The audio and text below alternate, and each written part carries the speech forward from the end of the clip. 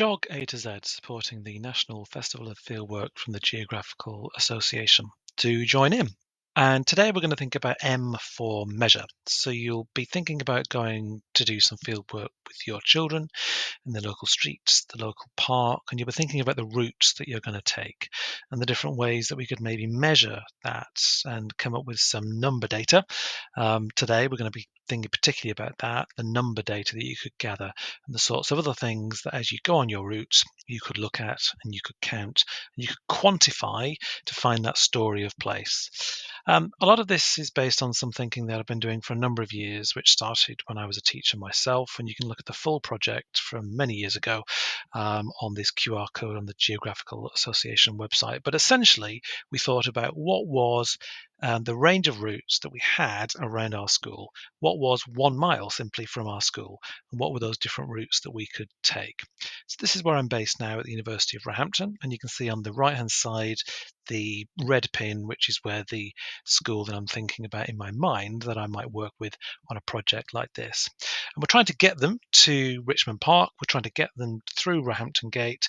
We're trying to get them to the cafe and the toilet. So this is our 1 mile route, about a 23-minute route that's been calculated here by Google Maps. And naturally, the Google Map route might take you differently if you're a bicycle, if you're a car, but we've asked it to give us a route for a pedestrian, for the children, for going on their field work.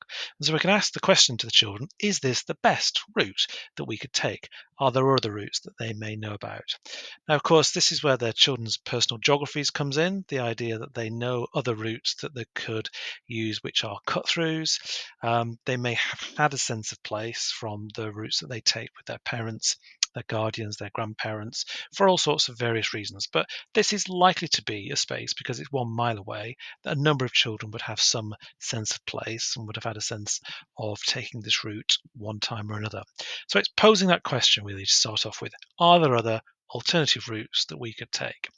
And then we could start to guide them in terms of what Google tells us. Well, naturally, there are other routes beyond that main route along Clarence Lane and Priory Lane. We could take them through the housing estate, you can see there.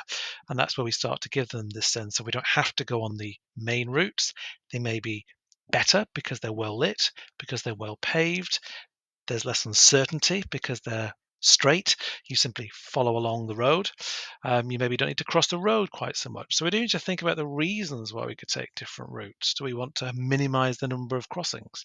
Are there particular places where the crossings are? And certainly, if you can see here, in terms of where the hospital is, that's an example of where there's a specific crossing. So it's not saying we can cross anywhere, but we're going to cross in the most appropriate place. Interestingly, here, there isn't a crossing here. So we may ask children, is that the best place to cross? Would it be better to cross further down? But of course, that's taking a lesser trodden footpath round by the estate, which would take us on this alternative route. But of course, we could then pose them, because this is a particularly interesting route, that there are alternative routes through the university grounds.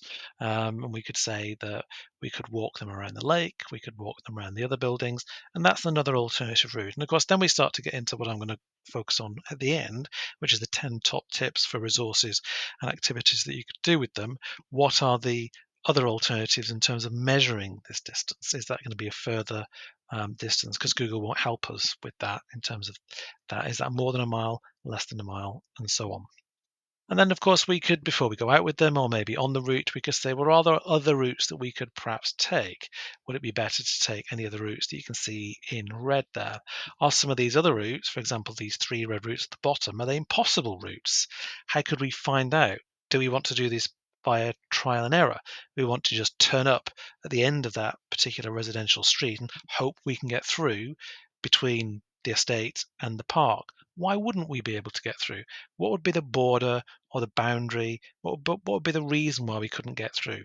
And some of them may have ideas, some of them may not have ideas. We need to therefore tell them that maybe this Google map is not the best map to use to help come up with these ideas, come up with these hypotheses, these plans. And because, of course, before you do a field trip, you need to have a plan. So maybe we need to investigate this further. And that's where we could actually bring in the map, which is the Ordnance Survey map, if we were working with Key Stage 2. And you can see the richness and the complexity of this information that you've got presented there, along with the contour lines, along with all the buildings being highlighted and the A roads and the B roads and the spot heights and all the other richness that you can see there, which actually at first glance, if we'd have shown them this map first, would have been probably more complicated. So it's perhaps helpful to have that kind of decontextualized, less rich image first to kind of help to get their minds thinking. But of course, the question I posed there was, can they get between the estate and the actual Richmond Park area itself? And of course, you can see here, you've got pretty thick walls, double lines in some cases, which do suggest a very hard boundary. And we could really teach them that. So, for example, if you were here hoping to get through here, you wouldn't be able to get through there. There would be an actual fence, an actual wall, a barrier. And of course, we could test this out in terms of street view. Again, before we are going out with the children, we could actually see, let's drop the pin into the map and let's see if that actually is a border or a boundary. So this kind of preparation for field work, this kind of rehearsal of the route could link into risk assessments, could link into us not making any mistakes.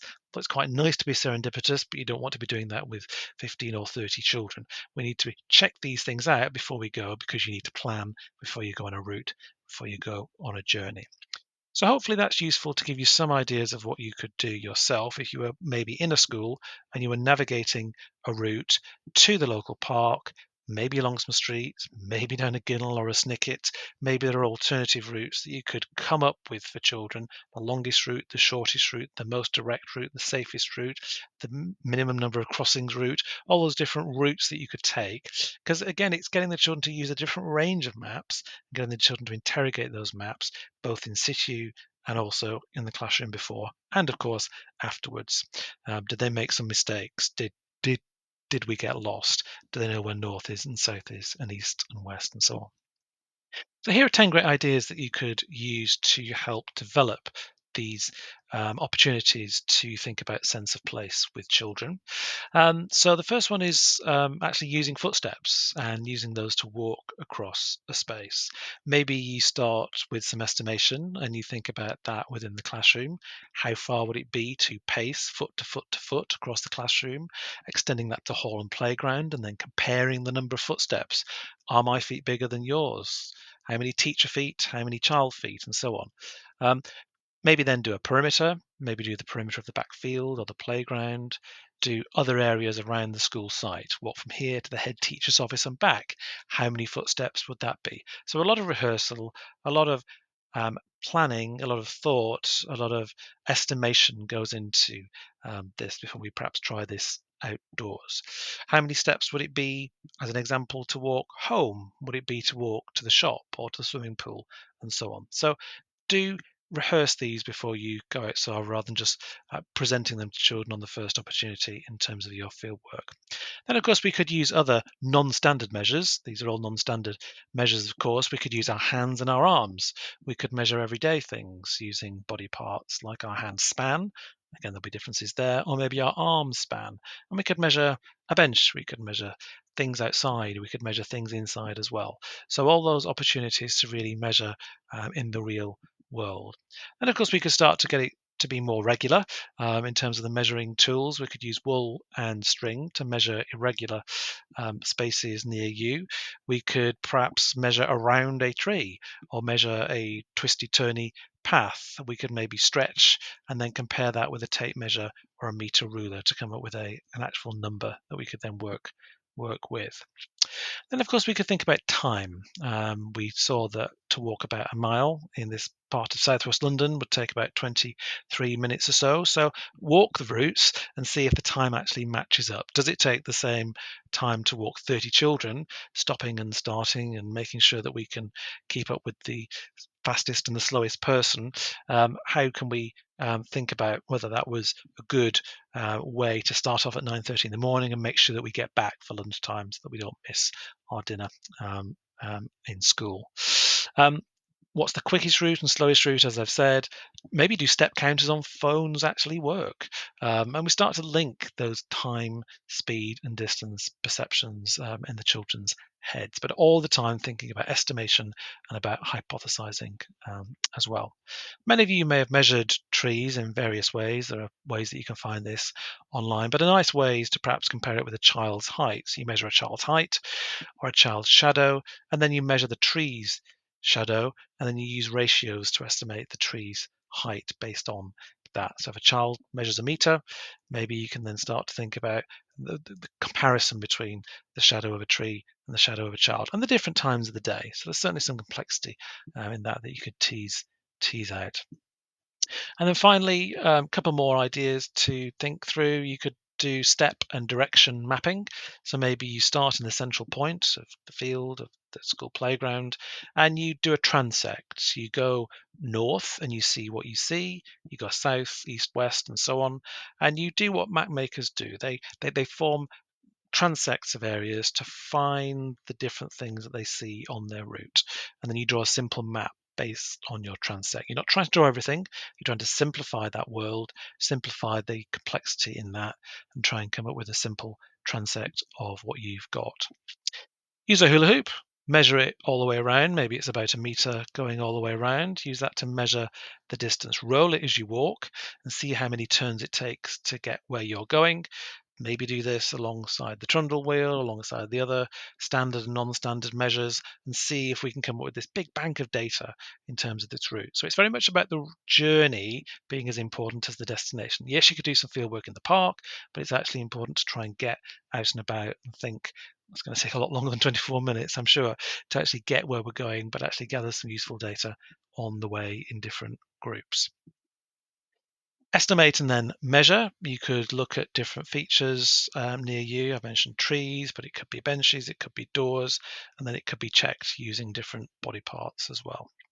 One of the key parts about all of this is to draw maps, and you could maybe draw maps on paper, do sketch maps, add the measurements to the sketch maps, and then see if there's any agreement with Google. And then finally, it's that idea of messy mapping, coming back, making a big map of it using everyday equipment, um, creating a map that is meaningful, that includes the amount of information that they've all got, a graphical representation of all that data, graphical representation of all that thinking and all those questions that they had, and then take photographs and stick it in the children's books. So that's hopefully helpful in terms of measure. There's so many other things that we could have talked about as well. The next way we're going to be thinking about fieldwork in primary education is think about N for nature. So do join me for that.